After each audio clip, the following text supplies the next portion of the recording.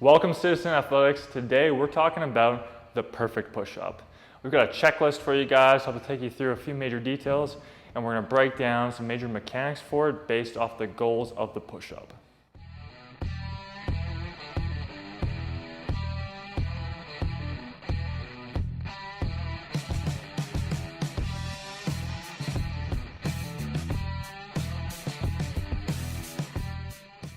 So when we're looking at the push-up, we want to consider what's your goal.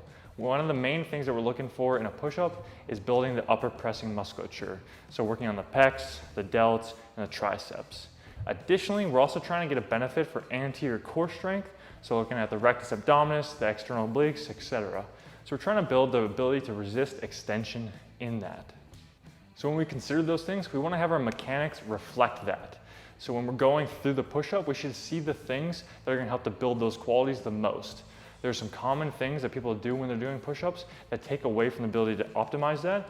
And today we're going to go through and show you a few things you want to watch for when doing your push-ups to maximize your gains in those qualities.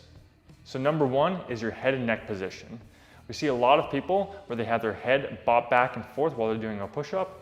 And this is not necessarily a bad thing, but it's going to take away from your ability to, number one, use max range of motion for your shoulders, and then two, it's going to be emphasizing more neck musculature and less upper body musculature.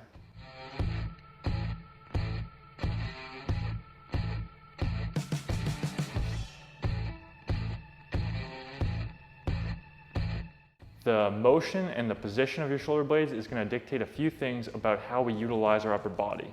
We want to ideally have the shoulder blades set in position, have them go through a little bit of range of motion so they're going to retract slightly, but they're not going to slap together. We want to have some active stability through the shoulder joint as we go through the push-up. We don't want to just bring them back, statically support, and then go through the push-up. We want to have them active, that way we can get some serratus anterior motion and develop a nice, strong, robust shoulder joint.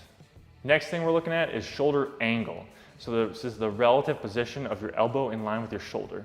Some people would call it abduction. So having it nice and down, this is going to be looking at more 0 degrees. And as we come up, we have 45 degrees and 90 degrees. You see some people do their push-ups at 90 degrees. And this is not inherently a bad thing either, but a few problems come with this is usually one, people will complain about irritation in the top of their shoulder. Two, a lot of people are going to then be losing out on maximum usage of their chest in that position. How we address this is just bringing those elbows down and getting into more of around a 45-degree angle of abduction. That way we can really emphasize using the chest a bit more. The next thing is hand width. So when we have the shoulders in line and we have the hands underneath, we're going to be able to have free space to be able to then drive the elbows back and together. Whereas if we have the hands very narrow or very wide, it can change the muscle mechanics that we have. This can be good in some ways if we're trying to emphasize the triceps and go to a more narrow push-up position, or if we're going very wide and trying to have a little bit more chest involvement. But as a general position, we want to normally have the hands just outside the shoulders. Then when we're looking at torso path, this is a pretty important one too. What a lot of people do is they'll go straight up and down instead of having a forward arcing motion. If we think about how pressing actually happens when we're not on the ground with our hands fixed, but just standing, pressing, or if you can think about in a seated position, pressing away, you're going to be having your hands down by your sides and then pressing up as you push out. You wouldn't try to push someone away from you by keeping your hands down low, and you wouldn't push your hands up high to push someone away either. Just like when someone goes to throw a punch, their hand comes, cocks down, and then drives up. That's going to maximize our usage of that pec.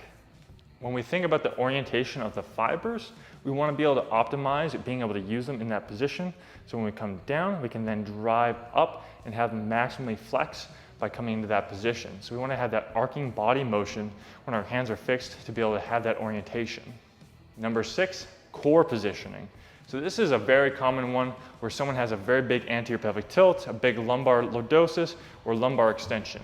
And it's not necessarily a bad thing either, but when we're looking to maximize anti-extension or really working those anterior trunk musculature, we want to try and use them, get into a position more of neutral position or slight flexion, and really maximize their positioning to then take advantage and build that trunk strength.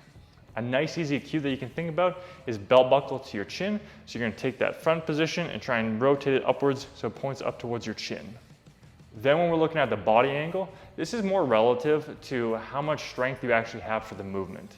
So if you are someone who can't perform a solid push-up off the ground, we just want to change your body angle to accommodate how much strength you have.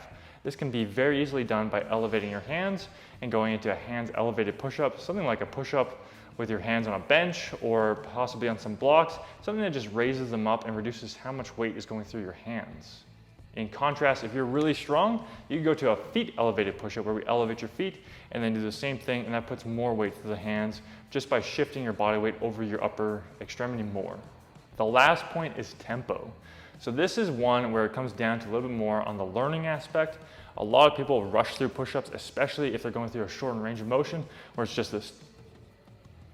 And instead, what we want to do is slow down, be able to go through as much range as we can, work on the control, having a little bit more time under tension, developing those positions, and then drive back out.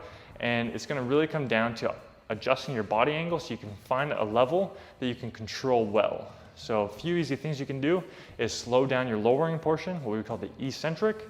Normally something like a 2 to 3 second count down is going to be really good for learning and also developing more strength, and then progressing that up over time. You can also add in a pause in the bottom. That way you can check your positioning, see if you've dialed that in, and then come back up out of it. So that's the perfect push-up checklist. These are some of the major details that you want to work on if you're trying to maximize your push-up. If your goal is to increase your upper body pressing and have a stronger trunk, then these are the things that you want to work on and dial in. Thanks for watching. Make sure you guys subscribe and tap that like button.